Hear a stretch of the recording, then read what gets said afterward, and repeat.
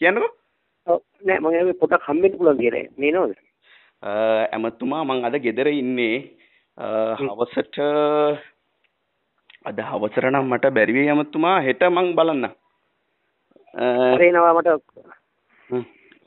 මොකද කරන්න ඕනේ ඇමතුමා කියන්නකෝ. නෑ මේ දේශපාලන පොඩ්ඩක් කතා කරන්න. මොකක්ද උනේ කියලා ඔයගොල්ලෝ දන්නේ නෑනේ. ඒකනේ ඇමතුමා මම ඇමතුමාට කිව්වේ මේ සන්දානෙත් එක්ක ඉන්න ඕනකම ඇමතුමා නේද මට මේ කවදාද? අර මම මුකුත් කිව්වේ නෑ. නිසා සභාවේ මම වචනයක් කතා කරේ නෑ. මොකද මම පක්ෂ තීන්දුවට එකක නැති නිසා. මම වචනයක් කතා කරන කතාව පැවැත්වුවේ නිශාන්තනවා හිටියේ නේද මම කර සභාවේ. ඔව් ඉතින් මම එදා කියපු වෙලාවේ ඉතින් මේ ඊපස්සේ මේ පක්ෂ තීන්දුවත් එක්ක ඉන්න ඕන කියලා කිව්ව නිසා ඉතින් මම මේ එතන හිටියේ ඉන්නේ හිතුවේ රයිට් අපි පක්ෂ තීන්දුවත් එක්ක ඉන්න ඕනේ මෙහෙමයි. හැබැයි හදිස්සියේ මෛත්‍රීපාලතුමාත් එක්ක එකතු වෙච්ච එක ගැන මට කිසි ප්‍රශ්නයක් නැහැ. තමයි මෛත්‍රීපාලතුමා හොඳ මිනිහෙක්.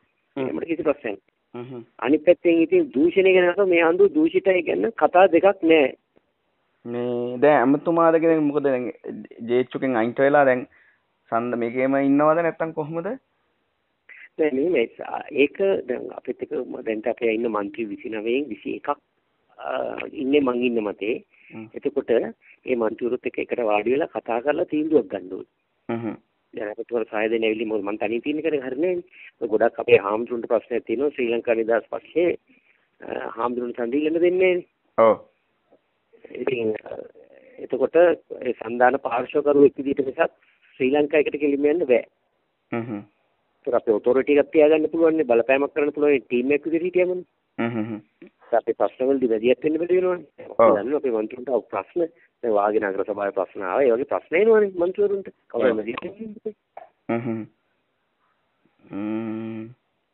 හරි අමතුමා. මම මේ දැන් අපි පක්ෂ කට්ටියත් එක්ක කතා කරා මම මේ ඔව් මොකද ඒගොල්ලෝ මතේ නෑ ඒගොල්ලෝ දැන් කියන්නේ මේ කියන්නේ චම්පික අමතුමා ද්‍රෝහි වෙන්න බෑනේ එහෙම ප්‍රශ්නකුත් දැන් මටත් තියෙන එහෙම ප්‍රශ්නයක් යමුත් මොකද දැන් මම ඒක ස්ටාෆ් එකෙත් හිටියේ දැන් මම මොකෝ ගියා කියලා දැන් අපිට දාලා එන්න බැරි ප්‍රශ්නයක් තියෙනවා දෙන්නව එබතුමත් අපිට වුණා යත් වුණා දැන් මේ පක්ෂ කරන වැඩෙන් ජනාධිපතිතුමාගෙන් චම්පික අමතුමා ලොකු අසාධාරණයක් වුණා ඒක ගැන කිසිම සැකයක් නැහැ මේ කතාව බොරු නම් හරි හරි ඔය ඉතල බලමට කියන්නකෝ හරි ගමු රෙන්තෝ හොඳයි සුකිරි බටිල්ලන්ගේ ගීතය